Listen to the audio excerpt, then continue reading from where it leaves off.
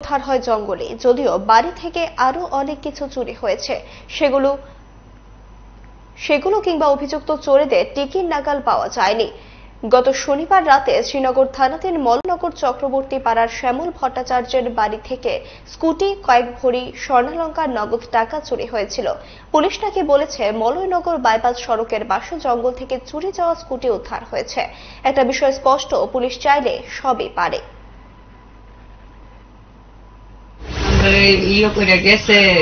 আমরা বাড়ি আইসে দেখে গেছে চুরির ঘটনা সবকিছু, তারপর কইছে আমরা থানায় যাইতাম, এসে একটা লিখিত দিতাম, যে আমরা এইসব জিনিস হারাইছে। তারপরে আমরা তো বিকাল বেলা আমরা যাইতাছি, আগে সামনে যে বাড়িটা আসলো এই বাড়ির লোকের আগে ডাক দিচ্ছি, পুলিশ আইনা দিছে, শ্রীনগর থানার পুলিশ। তারা আইসে, তারা এসে আমরা স্কুটিটা দিতে আর কি। স্কুটিটা পাওয়া না তো আমরা রক্ষণে কাজকর্মে যাইতে একটু সুবিধা হবে, স্কুটিটা ছাড়া তো আমরা কাজকর্ম আমরা বয়ে রেখে দিছিল। এখন তো কাগজপত্রটি পাওয়া গেছে না।